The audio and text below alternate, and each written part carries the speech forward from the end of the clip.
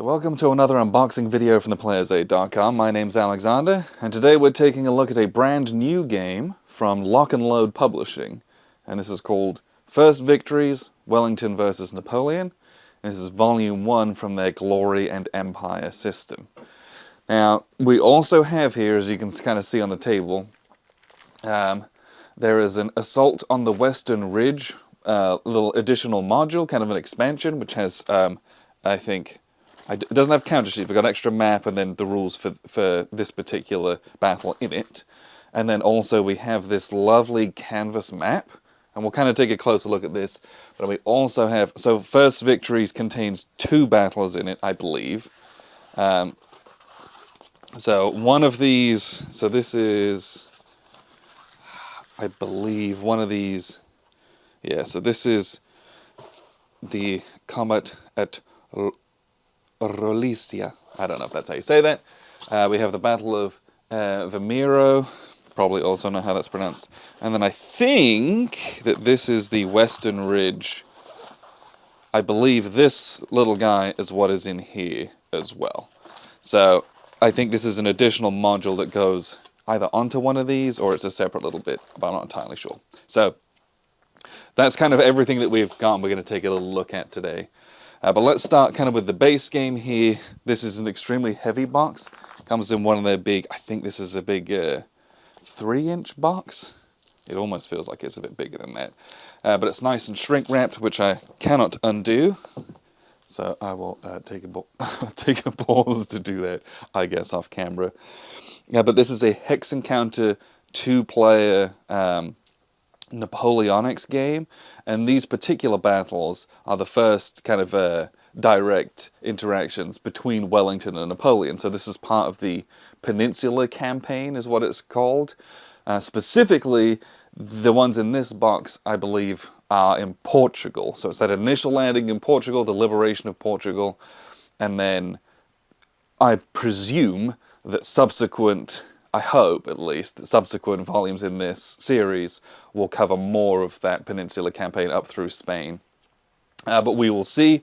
I don't know that for sure. So let's rip the shrink on this and get this open. So this is, and I'll see if I can catch the light here, this is a linen finished box. You can hear the sound of that. And it's very thick and extremely durable. This was shipped to us and not a single kind of dink of damage, which I bring that up because with heavy games, that happens more frequently. You'll split the side of a box or a corner will dent. That happens much more often in a very heavy game, and this is one of those. Okay, so we have a little bit of advertisement from those guys. I don't know what that is. Okay. Some very neat bits and pieces right off the bat. Little, I guess, again, another little piece of advertising, almost like a bookmark. But we have these, I presume these are different, let's see if we can show these over here. These are different overlays for cannon fire, I imagine. So you're going to lay this over, I'm shooting this way, boom, everyone who's caught in that's going to make rolls, or that's who I can target, for example. And I presume you have one for like a canister shot, maybe a smaller one like that. Explosion style of firing templates. It could be that this is for musket fire, you know, at that range. I'm not sure, but these are. That's extremely neat. That gives me. That's very exciting, because I always want those. There's a lot of games that I want that kind of thing, and they've gone the extra mile to do that, which I really appreciate. The first thing that you'll notice about the rulebook, this is Core Rules Volume 1, Spiral Bound. They, again, I know that Lock and Load put an extra amount of money into this to get these things spiral bound. This is such a big deal for me. As the rules person, this is so much easier to lay out, it's so much easier to reference, and it's not just going to kind of split apart, like leafing through the regular staple-bound ones, that kind of, those get weaker and then they start kind of falling apart. If I could have every rulebook spiral-bound and it also fit in the box reasonably, I would do that. Now, this is a lot of rules. It's a lot of pages, right? It's 100 pages, but this is also a very large typeface, very large font size.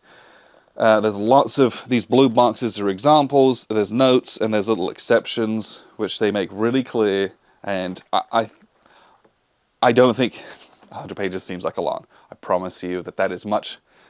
This is probably, if you condense it down to the size and formatting of every other publisher, it'll be a 40-page rulebook. It might be more with all the examples, but it's not as many rules as that looks like, is what I would say. So, then we also have the companion book, which this is effectively the scenarios and the playbook and everything else in here. So this actually contains a lot of stuff in it. So you have all of these different examples of battle plans, scenarios, extended examples of play, reinforcements, deployment types, things like that. But you also have all the history, all the orders of battle mixed in with these as well, and what really happened. So again, you could just look at this as a scenario book if you want to, if you're just like, oh, I just need the scenarios. Great. It has the scenarios in it. But so, this is, gosh, 150 pages, 200 pages? Where's the numbering? The numbering is shoved to like 164, 170 pages odd, right? So much of this is additional material for these battles that you've never heard of. That's the reality of it. Two of you have. I realize that, but it's only two of you. So there's a lot of information and stuff in here. But again, you could just, here's the scenarios, here's the special rules for those, and here's the reinforcement schedule. You have a lot in there, but there's a lot of supplementary material in here for these battles. Again, Spiral Bound, absolutely love that. So, when you purchase the box, you are going to get these lovely semi-gloss, I'm going to say. I think they're almost map cards. And if you've played any of their big games, things like the World at War 85 series, you'll be familiar with these map cards. The Lock and Load Tactical uses map cards like this. So what we'll do is we'll kind of take a look at the detailing on the map, because I'm absolutely in love with this art style that's on the map. I love the details that they've got in here, the non-repeating diagram, or images that they've got here. Some of them you can tell, like, oh, we just kind of reused the same cells again and again. But I think they've really gone the extra mile here to disguise some of that and to put as much detail as possible. Love the trees, love the bushes and the shrub. And then you also have these different color-coded ridge lines with their elevations, and you have the little elevation key on it as well as your kind of typical, you'll have map entry areas. Hey, these guys come in on turn 7 in area A, and they'll march up this road or whatever. But that's one of the map cards that's in here. This is very thick, and if you just want to do this, you can. No big deal. So that's for the this combat at Rolicia, I believe is how that's pronounced. If it's not, just sue me. This one is for the Vimero, and so this is a 22 by 34, much more standard. But again, this is fully a big thick piece of card. So when it's folded down, it takes up a little bit of space, but it's really not that big deal. You can put this at the bottom of the box to keep it kind of squashed so there's not a bunch of air in the kind of more rigid folds. So just bear that in mind. But again, you've got all the same features on here that we really love, with the different elevation types, kind of the river moving up the middle. And again, we'll just kind of, oopsies, zoom in on some of the great detail that we've got going on the map. Even the water and the bridges. Just a great looking map, honestly. But yeah, folds down nicely.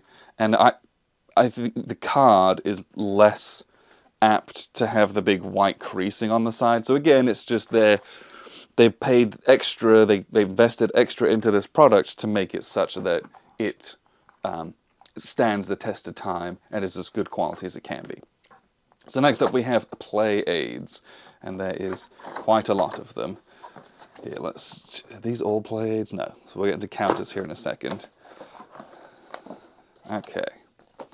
So we have the battle-specific command displays with the commanders and their subordinate units. We have those for each of the different battles. Release of Miro. That's single-sided, so you're going to be like, oh, we're just going to use this one because this is the battle that we're doing. We have a French version of that. Miro. Oh, Vimiro is just this, and Release is just this, I guess. Oh, this is all one big diagram. Ah, I see.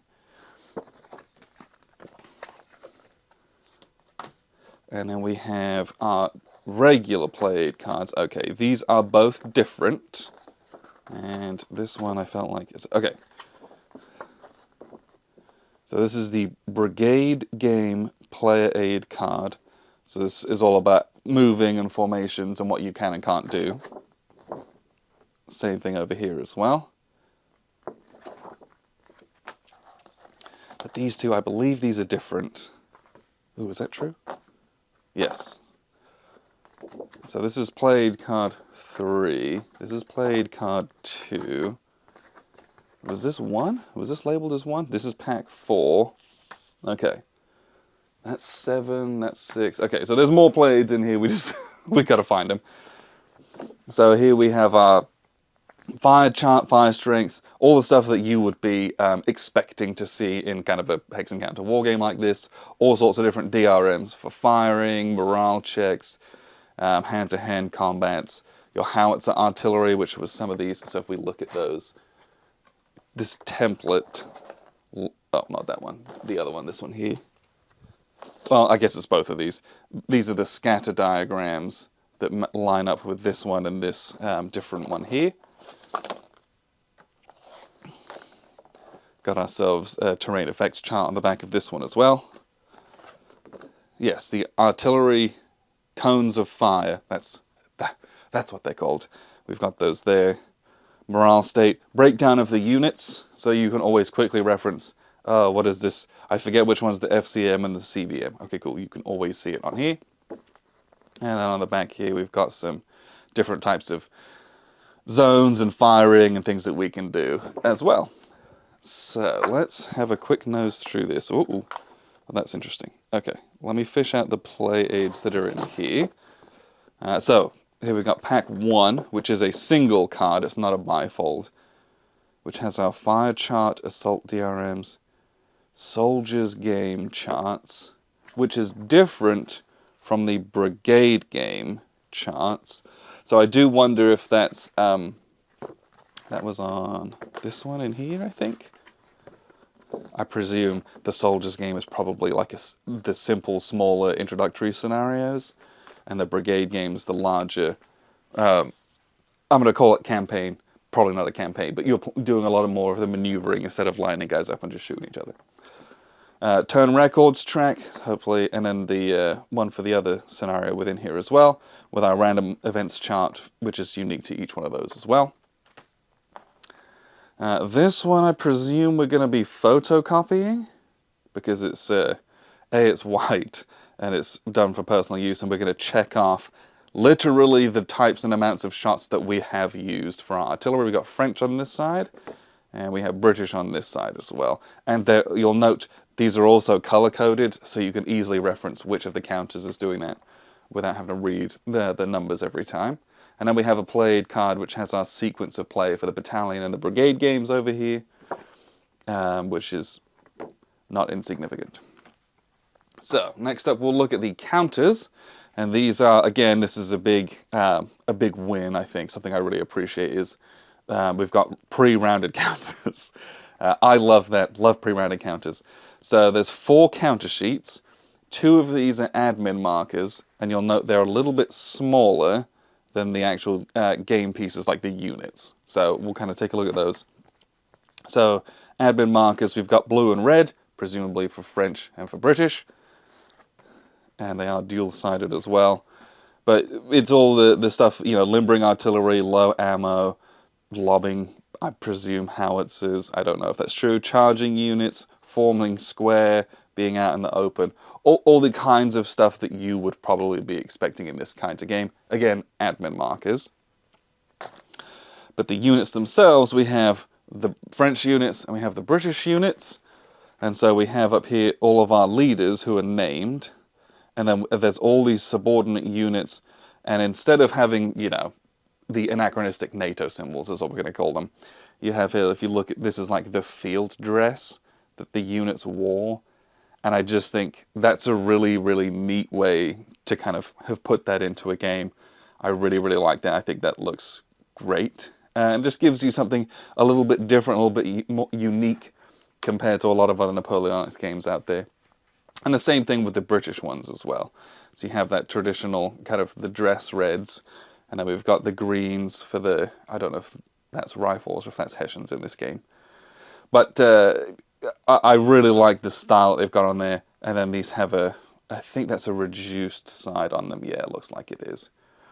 But yeah, this is, if you look at the counter, that's a lot of information on here. But just remember, we have that very large play aid that kind of broke that down that we will have to hand all the time, he says, if I can find it. This one here. Like, you will always have this handy, so you'll pick that up nice and quickly. So, what you'll notice there is in the bottom of the box is that there is a plastic vacuum-formed tray. And I'm going to turn this upside down to dump everything out. But I've seen a lot of inserts, and this is really thick for what it is. So, again, really impressed with what they've done with the production of this. Some of these are like really flimsy and kind of not worth doing, but this is custom made to fit everything in there with the little dice packet. And they give you D100s, which we really, really like. They didn't just cheap out and give you D10s and ask you to do it. They went that extra mile with the D100s, and they gave them in the colours that correspond to the French and the British. And on top of that, if you play a lot of D&D, a lot of different types of dice, I personally am a fan of these extremely bold numbers. I just find them easier to read, easier to parse, and easier to assess immediately. And they were sealed for freshness, so you know they're going to be nice and crispy and no one's touched them and interfered with them and put their bad dice voodoo on them. So that's also great. We love that. So the cards themselves are these very, very large tarot-sized cards. For reference, there's 4 of these. Oopsies, he says, dropping them. A couple of these are for solo assistance. Like, there is a full-blown, built-in solitaire system to this that is included in the game and is not sold separately, which, again, they're really, really doing a lot for you on this, and I really appreciate that. Because it used to be that you would buy the solo module separately from a lot of their systems, and you could apply it to lots of different boxes and games, but having it just included in this kind of first volume, really, really love that. That's a huge win, because I know a game like this is one that you will often be playing solitaire. That's the reality of it. I know a lot of you guys buy games and play them solo. Having a full solo system in the box naturally, really, really like that. And again, that's just one of the decks. And I don't know if I can tell if these are split up by like the specific battles. I'm not sure about that, or if we're going to mix those all together. So I'm not going to mix them. I'm going to keep those separate because I don't know if we should be mixing those, but we'll read the rules and kind of figure that out as well. So here we have, and oh, were these? Okay. So these are just kind of regular cards, but these units, so these are kind of unit references. Hey, 140 Regiment of Foot, 2nd Somersetshire, includes these 4 units. So these are unit reference cards. These are, and I'm going to try to catch the light, these are linen finished. So you're going to have all of these out. And on the back of them it'll have different special rules, perhaps setups in them as well, or just a little piece of history, stuff that they did and went through. But that's, sometimes it's just run over from the other side. Those are really nice unit reference cards, and I believe that this other deck is the same thing as well. It's just more of those unit reference cards that we have kicking around. Now, I'm not entirely sure how we're going to use those within play, if we need to have all of these out, because that's a lot of table space. But you have those. They printed them nice and large for all of us who our eyes are getting worse and worse over the years, and that's all included. And like I said, it all fits in this perfectly made custom custom insert. So the last thing we have are these canvas maps, and we'll do just a little side-by-side comparison just so that you can see there is a little bit of a difference. This is not the same map. Let me get the regular one. So the big difference with these is the saturation. So for example, well, that's not a good example. Let me flip it over. Here we go. Okay. So this is the big difference between the two for me, is that the printed map cards are a little bit more saturated. I presume that's just printing techniques that do that. Mostly that's evident in the elevation. So these are a little bit more desaturated. It's much more obvious when we're doing this up here. So this is quite a dark yellow-brown. This is a little bit lighter. It's not significant necessarily, but just know that that's the main difference. These come pretty tightly rolled. So you can see it's kind of curling at the edge, but a little bit of blue tack or a little bit of tape, or put it under a Plex if you want to. But this doesn't have any creases, and the reality is if you just laid it upside down, put some books on it, the next day you'll be able to use it properly. But it's that really nice canvas map, not going to take any creases. You can kind of do a lot with this, with taking it places, and it can take a bit of a pounding because it's not just a piece of paper. But please don't beat your games up, don't do that. But yeah, there's ones for all the different Assault on the Western Ridge for that, as well as the smaller scenario, the release is in here as well. Those do come separately. So the last thing we'll do is take a look at Assault on the Western Ridge, which has just the module rules and the little map in it. So again, this is the little map that comes with it, and I have is this the map card for that? Yes. So again, you can see the difference, especially in those grays. This one's a lot more saturated on the printed card, and that is just preference, honestly. But that's the kind of minor difference that you've got there. And then we have Assault on the Western Ridge. This just includes how you stick it onto the Vimero map, special rules, and then what you add in, and how things change with that, basically. There's a little, I guess, I don't know if this is like tagged onto the beginning of the battle or the end, or just some additional stuff that happened, because you don't get any new units in that module, that I can tell anyway. So you're going to use the same units, they're just going to go over and do an assault as well. So that's everything that you get in this little extra additional module, which is really nice. But there's a lot to unpack in here. There's a lot to read, but it's 2 sheets of units. That's actually not a whole ton, especially for a game like this. So organizing it should be pretty easy. Here a couple sheets of admin counters. Again, that's not that difficult to kind of manage and maintain. We should be able to all get that in one. These are really thick grey core, so it might be 1 and a bit counter trays. I'm trying to get it all into one though, that's for sure. But yes, first Victories.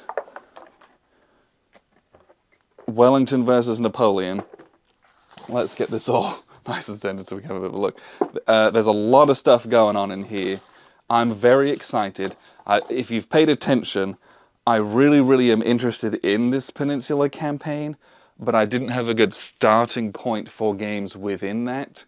I have a couple, but I think starting here with these smaller engagements means easier rules, hopefully get into something that's new for me, but also within a theatre that I have found very interesting and have had interest in at least. So check this out if you're interested, but appreciate you very much for tuning in. I've been Alexander from the Players Aid.